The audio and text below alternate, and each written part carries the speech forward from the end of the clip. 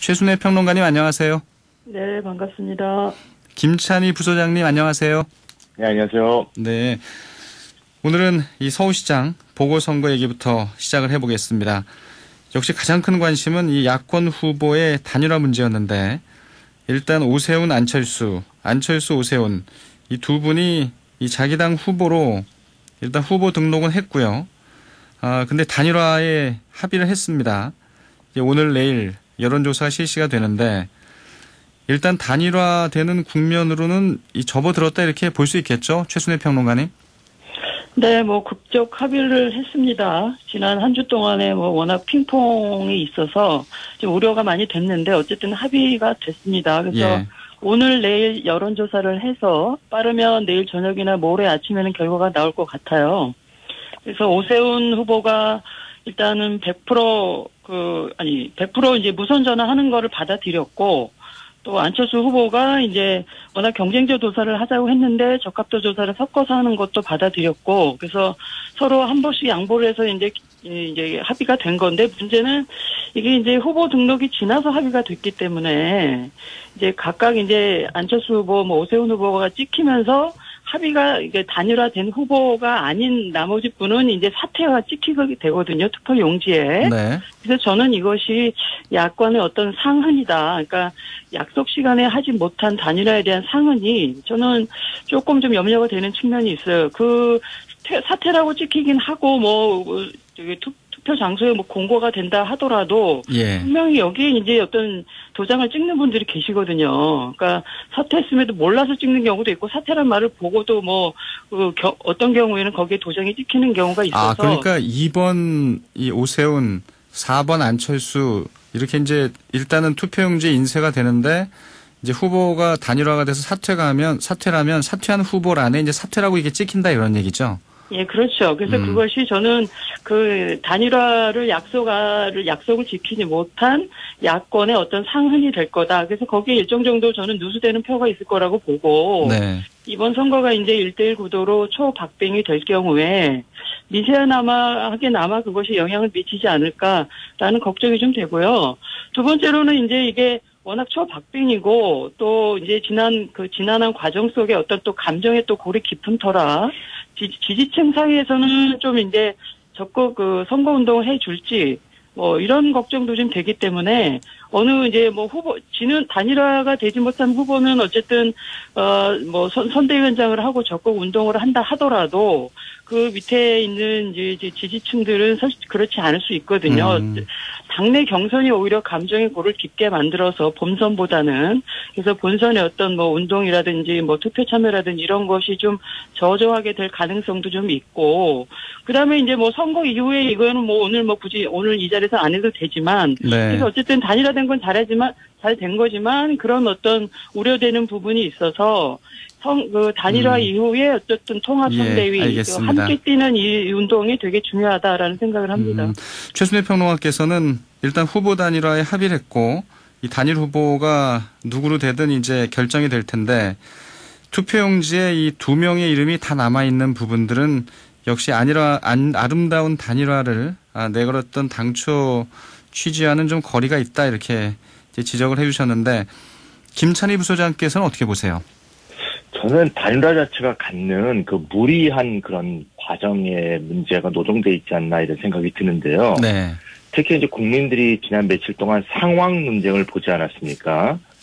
안철수 후보가 먼저 국민의힘 뒤에 상황이 있는 게 아니냐 하면서 이제 김종인 대표를 저격을 했고, 그러자 이제 국민의힘 이준석 비대위원이 사실은 안철수 대표 뒤에 상황이 있는 거 아니냐.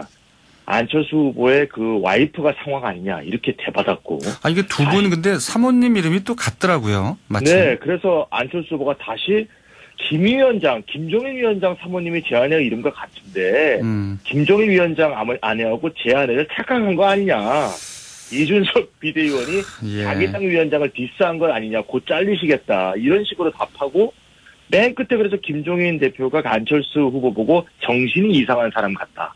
이런 얘기까지 오고 갔지 않습니까? 네. 저는 이게 국민들이 굉장히 피로감을 느낀다고 봅니다. 그래서 한편에 약간 코미디 같았어요. 예. 네. 이게 진짜 2021년에 한국의 정치 수준을 보여주는 정말 코미디자 이게 참 시극인데 저는 이게 이제 단일화라는 것 갖는 과정에 무리한 어떤 묘소가 있다. 그래서 저는 이것을 보면서 우리가 뭘 깨달아야 되느냐.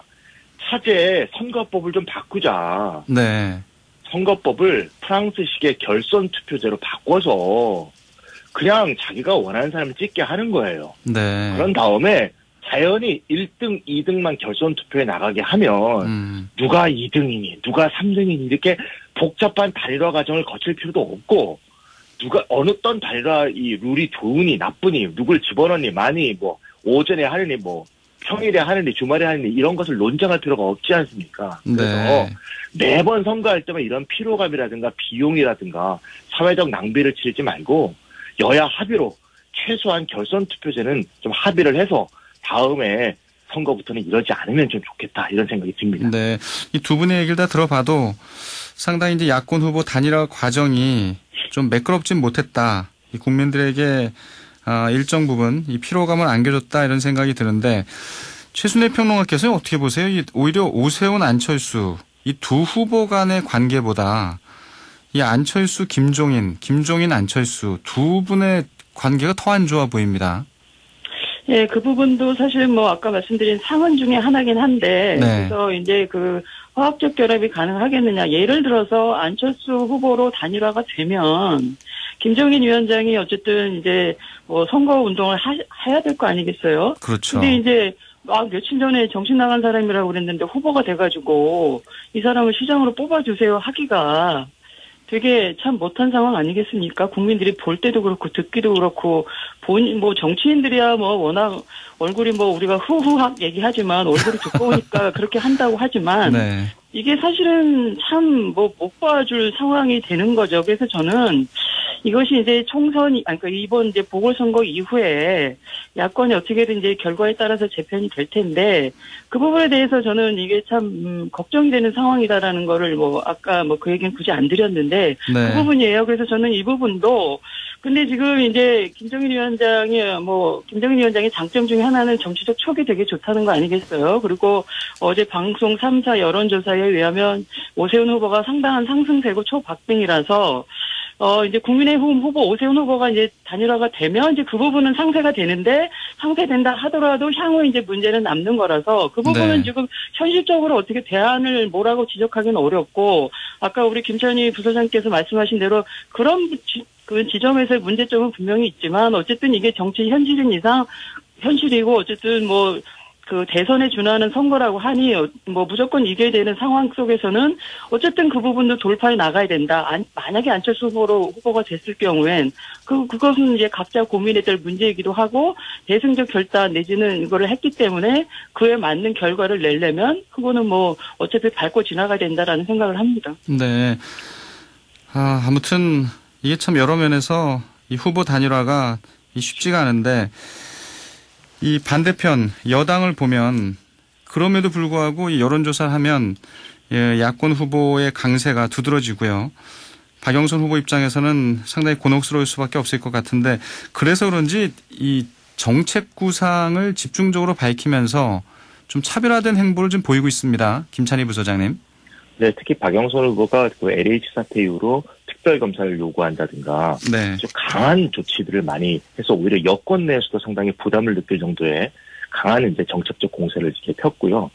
근데 이제 그런 것이 무색하게 워낙 국민들이 받은 충격이 크기 때문에 예. 지금 단일화를 했을 경우 이제 안 후보와 오세훈 후보가 단일화가 마무리된 건 아니지만 오 후보가 단일화했을 경우 박영선 후보가 둘 중에 누구와 단일화되더라도 지금 여의치가 않다라는 이제 여러 가지 그런 이제 보고들이 나오고 있죠. 네. 그래서 이제 박영선 후보가 안철수 후보보다 이제 오세훈 후보를 더 많이 공격을 하는 것 같아요.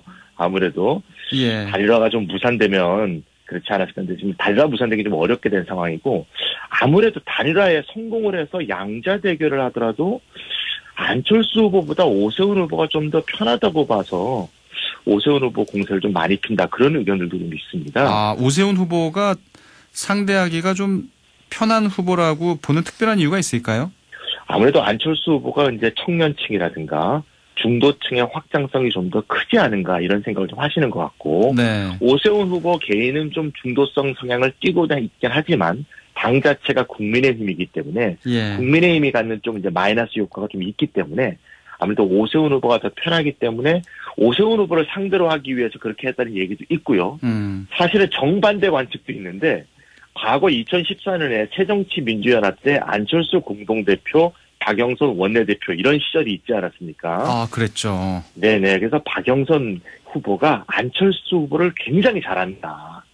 그래서 안철수 후보가 오히려 나오면 속속들이 결점을 많이 알고 있기 때문에 네. 잘 파헤치고 오히려 잘 상대할 수 있다 이런 식의 낙관도 나오고 있긴 하지만 어쨌건 지금 박영선 후보가 많은 정책적을 비전을 많이 제시함에도 불구하고 굉장히 지금 이제 어려운 상황이라는 건 분명한 것 같습니다. 그렇다면 이제 이 후보 단일화, 야권 후보 단일화는 사실 누가 될지를 두 분께 여쭤보는 건 약간 우문일 것 같아서요. 지금 워낙 이 초박빙의 이 조사 결과가 곳곳에서 나오고 있기 때문에 일단 이 여론조사 결과 이후에 좀 얘기를 나누도록 하고 아무튼 이제 여야 1대1 구도가 됐을 때 앞으로의 좀 이 서로 간의 아킬레스건이라고 할까요? 큰 주요 변수 이런 건 좀 뭐가 있을지 좀 짚어보도록 하겠습니다. 먼저 최순애 평론가께서는 만일 오세훈 후보가 이 본선에 올라갔을 때 또 안철수 후보가 본선에 올라갔을 때 어떤 점이 가장 큰 약점이라고 보시는지요? 약점이요? 네. 일단 오세훈 후보는 일단은 그 서울시장을 5년을 했었잖아요. 그래서 예. 아마 토론을 하게 되거나 시정에 대한 뭐 어떤 그 논의가 됐을 때 안정감은 있을 거예요. 그러나 이제 상대적으로 지금 벌써 불거진 문제가 그 내곡동 땅 문제 아니겠어요?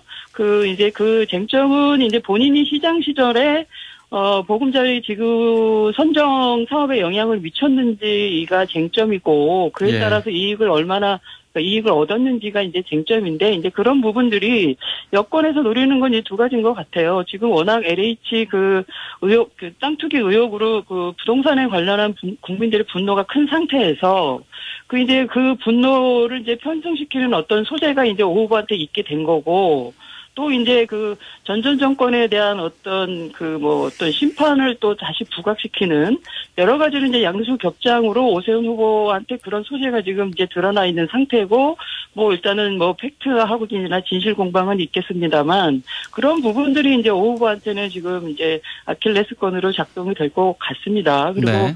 일단 안철수 후보 같은 경우에는 이제 그런 쟁점은 지금 아직 불거진 거는 없고 다만 이제 그 후보들 간의 토론이 진행되지 않겠어요. 그랬을 때 이제 안철수 후보가 토론에 취약하다라는 것이 요번에 이제 그 오세훈 후보 단일화 과정에서도 토론 횟수를 줄이려고 했던 네. 그런 것들이 아마 토론에 대한 본인의 어떤 그런 이제 뭐 약한 골이라는 걸 알고서 그런 거 아닌가 싶어서 그 토론을 통한 검증 작업에서 안철수 후보가 약할 수 있다라는 것들이 이제 아마 안 후보한테는 좀 약간 좀 뭐 약점으로 지적이 될 수 있겠죠.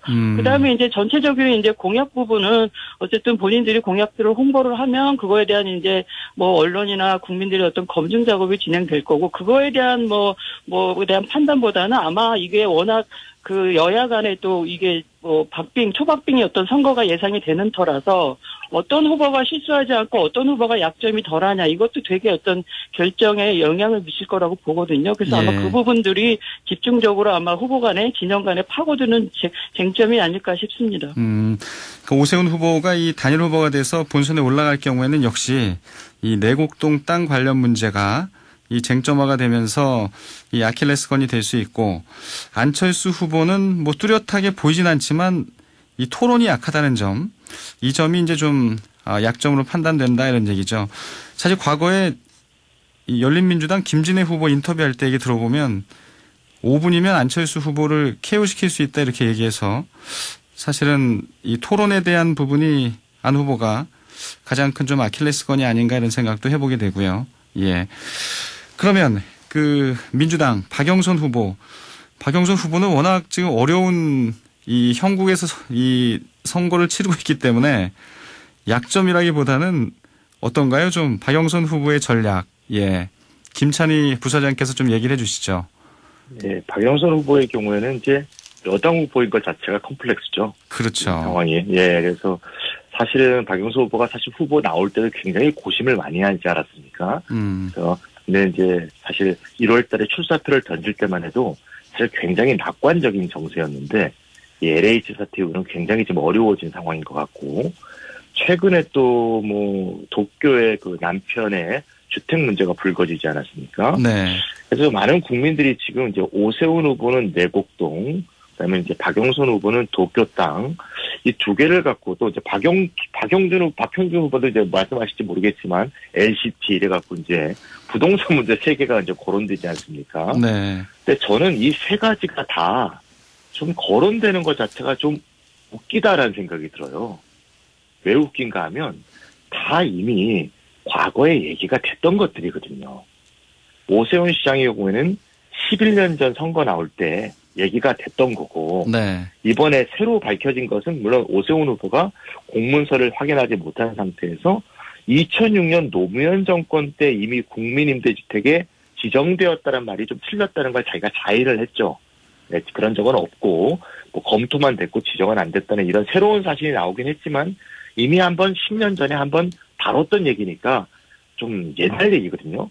그다음에 또 이 박영선 후보의 경우에도 아니 그 홍준표 의원이 이번에 밝혔듯이 김경준 사건 때문에 검찰 수사를 해서 남편이 일본으로 쫓겨나게 됐고 일본에서 살려면 전세로 살던가 아니면 구매해서 살아야 되는 거 아닙니까? 그래서 임대해서 살면 뭐 그 일이고 구입해서 살면 친일인 거는 아니잖아요. 홍준표 네. 의원이 이 박영선 후보에게 과거에 또 사과했던 일도 있다는 게 또 이번에 알려졌습니다. 네네. 예. 네네. 그러니까 이제 그 일본 정부에 그래서 세금을 내고 있다는 게 일본을 돕는 것이다. 이런 반일 선동이 어디 있어요? 이거 말도 안 되는 소리고. 그러면 일본에 살고 있는 교포는 다 친일파겠네요. 세금 내고 있으니까. 말도 안 되는 거고 이런 식의 논쟁도 있고 사실 그 LCT의 경우에도 사실 LCT 분양될 때는 너무 분양가가 비싸서 미분양이 속출했던 거거든요. 지금 와서 올랐다고 해서 이걸 문제 삼는 게 좀 황당하지 않는가. 제가 왜 웃기냐고 했냐면 LH 이거를 수사를 해서 제대로 밝혀야 되는 거지.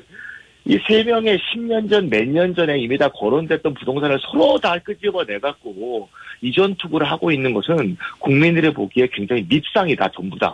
네. 실제로 밝혀내야 될 걸 밝혀내야 되지 않는가. 많은 국민들이 그렇게 생각하고 있고 서울시장 선거는 좀 정책 선거로 좀 치르는 게 옳지 않은가 이런 생각이 듭니다. 예, 저도 뭐 이 공약 중심의 정책 선거로 갔으면 좋겠는데요. 그렇게 가기가 쉽지 않아 보이고 민주당 박영선 후보로서는 여당 후보라고 하는 게 가장 큰 아킬레스건인 거네요, 지금. 네, 맞습니다.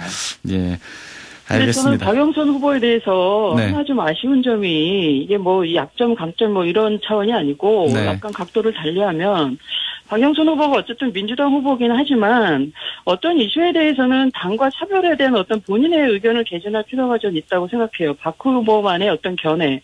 그것이 뭐냐면은 이번 선거의 원인도 그렇고 박원순 전 시장에 대한 그 사건에 대한 것도 그렇고 그래서 피해자가 엄연히 있기 때문에 그 부분은 박 후보만의 고유한 견해를 조금 뭐 당의 견해와가 다르더라도 피력할 필요가 있다. 뭐 저는 그런 생각을 해요. 근데 여태까지 그런 부분에 대해서 좀 뭐 사후에 보이거나 뭐 타이밍이 좀 적절하지 않거나 뭐 이런 좀 그걸 보이거든요. 그래서 그런 부분은 어차피 박영선 후보가 개인의 경쟁력으로 지금 그나마 그 지지율을 유지하고 있다 하더라면 이런 이슈에 대해서는 본인의만의 어떤 그 가치를 보여줄 필요가 있다라는 생각을 합니다. 네.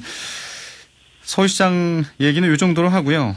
이 부산시장 얘기를 좀 해보도록 하겠습니다.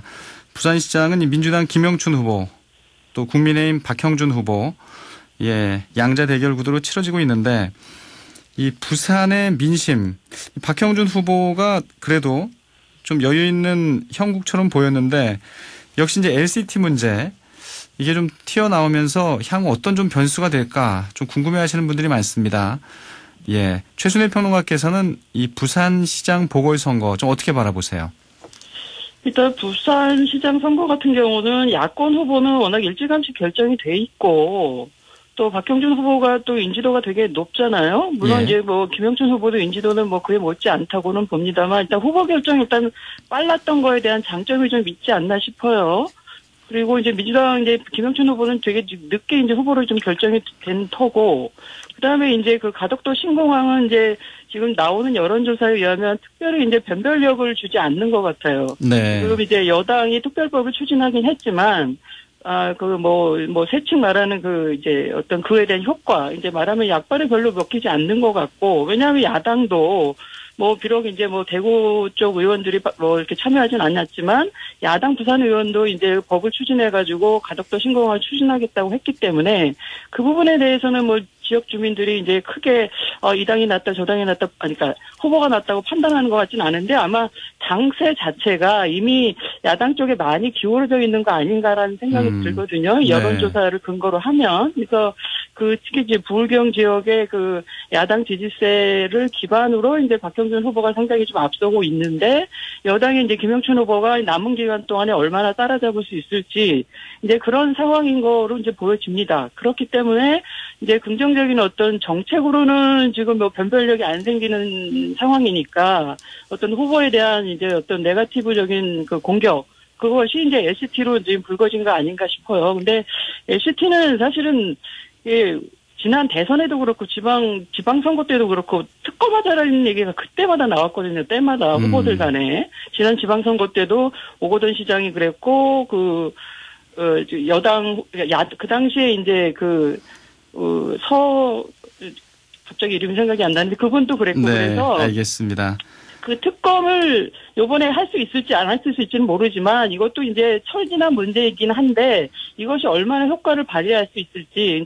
근데 박형준 후보가 이제 워낙 가정사가 있다고 그래서 처음부터 그 공개를 안 한 부분은 조금 이제 영향을 주지 않을까 싶은데 얼마나 큰 영향을 줄지는 조금 이제 지역 민심을 좀 두고 봐야 될 것 같아요. 네.